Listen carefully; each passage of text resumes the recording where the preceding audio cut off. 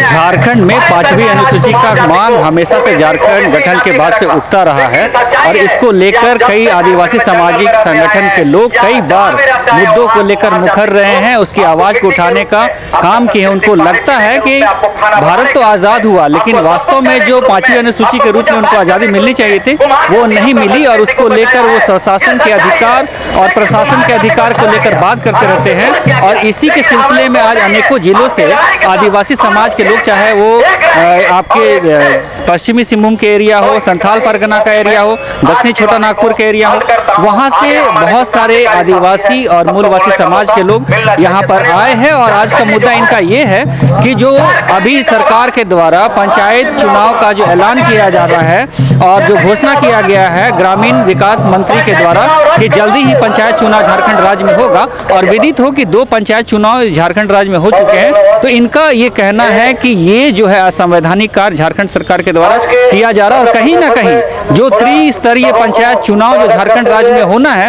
वो असंवैधानिक है, वो नहीं होना चाहिए। और उसको रद्द होने की मांग को लेकर आप देख सकते हैं कि तमाम लोग यहाँ पर आए हैं और मांग कर रहे हैं राजभवन में, झारखंड के राजभवन के समक्ष में ये धरना दे रहे, 1 दिवसीय धरना, और सरकार से ये मांग कर रहे हैं कि इनकी आवाज को सुना जाए। 5वीं अनुसूची की मांग जो इनकी है, जो लंबित वर्षों से, हालांकि जो अनुसूचियों की बात करते हैं तो संविधान में बहुत सारी 12 अनुसूचियां हैं और उसमें से 5वीं अनुसूची और 6ठी अनुसूची में प्रमुखता से आदिवासियों के स्वशासन और प्रशासन की बात होती है, लेकिन इनको लगता है कि कहीं ना कहीं इनका जो अधिकार है उनको हनन कर दिया गया, इनका अधिकार जो है वो नहीं मिला है। तो ये पुराने पारंपरिक व्यवस्था के बारे में बात करते हैं, चाहे वो पढ़ा व्यवस्था की बात हो, डोकलो शहर व्यवस्था की बात हो, माझी परगनायत व्यवस्था की बात हो, तो इन सारे व्यवस्थाओं की बात करते हैं। और इनका मानना है कि उन व्यवस्थाओं में जो चलते हैं, जिन जिलों में वो व्यवस्थाएं लागू है वहां पर पंचायत के चुनाव नहीं होना चाहिए, और उन्हीं को लेकर, इसी मांग को लेकर यहाँ पर आए हैं और ये मांग कर रहे हैं कि जल्द से जल्द उसको रद्द कर देना चाहिए और इनके मांगों को माना जाना चाहिए। तो हम अभी बहुत सारे लोग यहाँ पर जो आए हैं, इनके नेता, उनसे बात करेंगे कि इनकी मांगे क्या है और आज का जो 1 दिवसीय धरना दे रहे हैं इसके बाद का इनका जो है क्या स्ट्रेटजी होगा, किस तरीके से ये लड़ाई को लड़ेंगे और अपने अधिकार को मनाने का काम करेंगे, सरकार तक इसकी आवाज जाएगी या नहीं जाएगी, इसको लेकर हम यहाँ पे जो नेता आए हैं उनसे हम बात करेंगे। आज 5वीं अनुसूची का मांग कर रहे हैं और मतलब जो संविधान है उसमें 5वीं अनुसूची का जिक्र है और 1950 में संविधान लागू हुआ। और आपको क्या लगता है कि 5वीं अनुसूची आपको मिला या नहीं मिला? अभी तक जो है लग रहा है कि 5वीं अनुसूची जो है ये नहीं मिला है, क्योंकि 5वीं अनुसूची मिला रहता तो आज हम यहाँ नहीं बैठते हैं। जो आदिवासी समाज के यहाँ अगुवाईगान जो है यहाँ आज यहाँ हम नहीं बैठते हैं, तो कहीं ना कहीं आज सरकार जो है 5वीं अनुसूची को जो है दबाया गया है और 5वीं अनुसूची में प्रदत्त जो शक्तियाँ हैं वो जो है हमारे व्यवस्था तक, हमारे ज़मीनी स्तर तक उसको नहीं लाया गया। 5वीं अनुसूची का जो ग्रास रूट तक नहीं पहुंच पाना, ये कहीं ना कहीं हमारे लोगों का भी जो है इसमें दोष है। और उस समाज से जिनको हम रांची भेजते हैं या पार्लियामेंट भेजते हैं या हम लेजिस्लेटिव भेजते हैं, तो वो लोग 5वीं अनुसूची का बात को नहीं रखता, जिससे जो है हम आदिवासी को ठगा जा रहा है, ऐसा हमको महसूस हो रहा है। तो आज हमारा जो है समाज से जो है वही मांग है, जो प्रतिनिधि है उनके मुंह से आवाज़ निकलवाना है हमको तो ना भाई। अच्छा, आप ये बताइए कि जो ये जितने भी सांसद हैं, विधायक हैं, मंत्री हैं, मुख्यमंत्री हैं, सभी लोग जो है संविधान का शपथ लेकर ही अपने पदों पर काबिज होते हैं। तो आपको क्या लगता है कि वो संविधान की जब शपथ लेकर आते हैं और 5वीं अनुसूची का जिक्र उसमें है, तो ऐसा क्यों हो रहा है कि वो लागू नहीं हो पा रहा है? यहाँ तक कि आदिवासी मुख्यमंत्री भी आपके राज्य में है, विपक्ष के नेता भी आदिवासी हैं और प्रमुख नेता बहुत सारे जो आदिवासी हैं। आज अगर झारखंड प्रदेश में अगर बात करें तो ऐसा क्या हो रहा है कि उन तक आपकी आवाज़ नहीं पहुँच पा रही है और इस आवाज़ को लेकर आप महामहिम के दरवाजे पर आज आपको खटखटाना पड़ रहा है? बिल्कुल, आज तक वही हम कह रहे हैं कि हमारा समाज के लोग जो है, जिसको हम 5वीं अनुसूचित क्षेत्र से जो है हमारी बात को, हमारी जल जंगल जमीन का संरक्षण करने के लिए उनको हम भेजते हैं और वही हमसे दगा कर रहा है, जिससे चलते जो है आज आदिवासी समाज के लोग हमको जो है बोलना पड़ रहा है। तो आज समाज के लोग एकजुट हो रहे हैं, संविधान को जान रहे हैं और हमारा अधिकार को हम जान रहे हैं, जिससे आज जो है हम उन विधायक संसद को भी जो है हम काटघेरा में समाज में लेंगे और जिसके तहत उनको आने वाले दिन में उनको नुकसान होगा। ये आप जो ऐसा लग रहा है कि सरकार जो है या फिर चुनाव आयोग जो है जल्द ही पंचायत चुनाव का घोषणा करने वाली है, ऐसा लग रहा, प्रतीत हो रहा। तो इसका विरोध किस तरीके से करेंगे अगर आज मान लीजिए आपकी बातों को नहीं माना जाता है, यहाँ पर महामहिम आपकी बात को नहीं सुनती है, तो किस तरीके से आप आगे की आप अपने आंदोलन को आगे बढ़ाएंगे कि इस तरह का व्यवस्था जो यहाँ पर नहीं हो और जो संवैधानिक अधिकार आपको मिलना चाहिए वो मिले? बिल्कुल, ये भारत, ये देश जो है ये संविधान से चलता है और संविधान का जो अवहेलना करता है या संविधान को नहीं मानता है, जिसको लंघ के जब अगर वो काम करेंगे तो उनके ऊपर जो है समाज जो है उनके ऊपर भी नकल कसेंगे, उनके ऊपर न्यायपालिका में उनको घसीटेंगे, जिनसे जो है हमें न्याय मिलेगा। ये न्यायपालिका अगर बात कर रहे हैं तो ऐसा बहुत सारा हो गया है जो कि नगर निगम की अगर बात करें, जैसे अगर झारखंड की राजधानी रांची में ही देखें तो नगर निगम का चुनाव 5वीं अनुसूची में बोलते हैं बहुत सारे लोगों से, मैंने सुना है कि इसका चुनाव नहीं होना चाहिए, लेकिन यद्यपि वहाँ पर आदिवासी ही मेयर है, महापौर भी आदिवासी ही है और लोग वोट भी देते हैं और उनको चुन के भी लाते हैं और व्यवस्था भी है और नगर पालिका नगर निगम के माध्यम से ही नगर का विकास हो रहा है। और ये जो है सुप्रीम कोर्ट में भी जहाँ तक मुझे ज्ञात है इसका रिट गया था, लेकिन आज तक उसका परिणाम नहीं मिला। क्या कारण हो सकता है? इसमें देखिए, नगर निगम 5वीं अनुसूचित क्षेत्र में जो नगर निगम नगर पालिका जो है ये भी चुनाव जो है असंवैधानिक है, तो इसमें चुनाव हो रहा है और उस चुनाव को जो है आप समाज के लोग, पहले हमको समाज के लोगों को जो है विभिन्न पार्टियों में बांटा जा रहा था, लेकिन अब पूरा समाज के लोग एक साथ जुड़ रहे हैं और ये संविधान 5वीं अनुसूची के कानून जो बना है ये ऐसा नहीं बना है,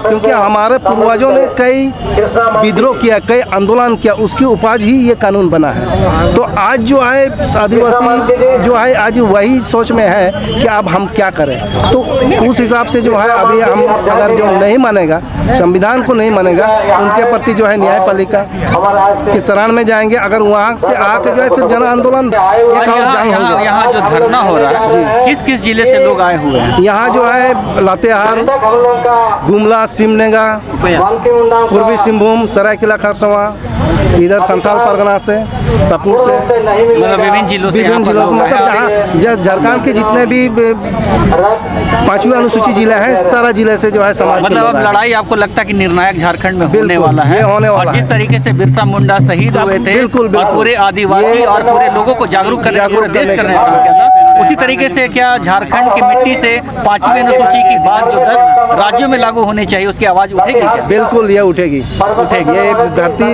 हमारे वीर पुरुषों की है, समाज के नेतृत्व में हमारे वीर पुरुष ने लड़ाई लड़े थे और उसी के तहत जो है फिर ये उलगुलान होंगे। जी, मैं दसमत हंसदा, जुगसराय, तरफ परगना, धार दिसम, पूर्वी सिंहभूम। आदिवासी समाज संघर्ष ही कर रहा है, आज़ादी के पहले भी संघर्ष किए और भारत का पहला स्वतंत्रता 1857 को कहा गया, लेकिन जो तिलका मांझी हुए या फिर आपके सिद्धू कान्हू हुए उसके पहले ही अपना सर्वस्व निछावर कर दिए।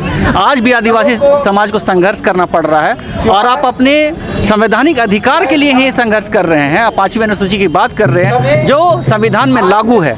क्या आपको 5वीं अनुसूची मिली? लगता है कहीं ना कहीं लोग ठहर गए हैं। 25 समुदाय से बाकी अनुसूची में जो हम प्रावधान है, जो आदिवासियों की विकास के लिए जो प्रावधान है वो कहीं ना कहीं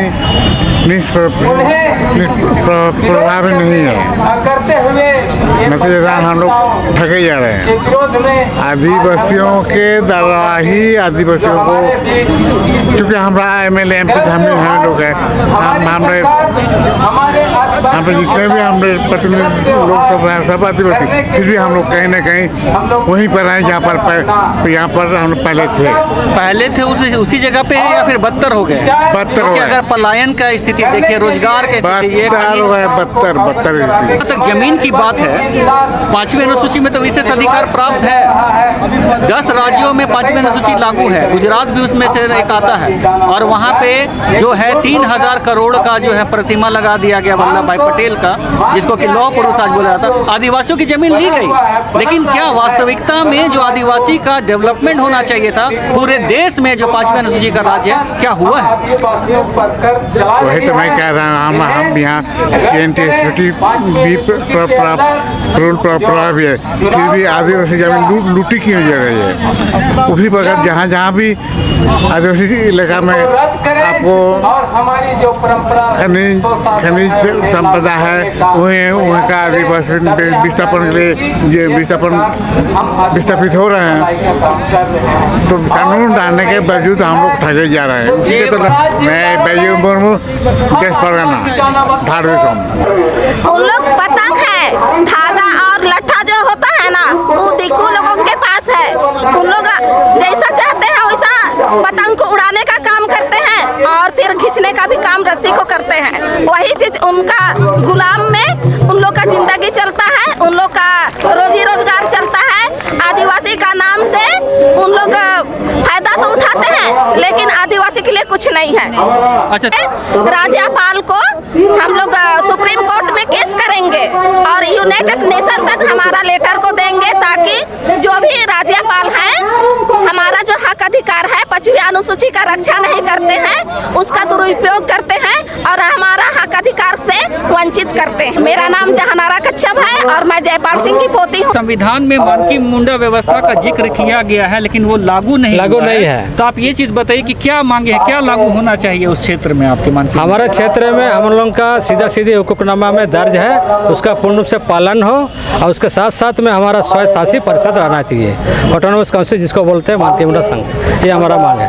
सोच में यही रहेगा कि हमारी मांग जब नहीं मानती है, जब सरकार बनाते हैं सरकार नहीं मानती है, तो सत्ता परिवर्तन हमारा गांव के लोग परंपरा व्यवस्था के पदाधिकारी करेंगे। ये हम लोग का ये सत्ता परिवर्तन होते रह रहा है। 75 साल हो गए आज़ादी के, कभी भाजपा की सरकार है, कभी कांग्रेस की सरकार है और कभी गठबंधन की सरकार है, कभी एनडीए की सरकार है, कभी यूपीए की सरकार है। लेकिन आप लोगों ने वोट दिया, लेकिन आपकी आवाज़ को किसी ने नहीं सुना अभी तक। सत्ता परिवर्तन करके क्या मिलेगा आपको?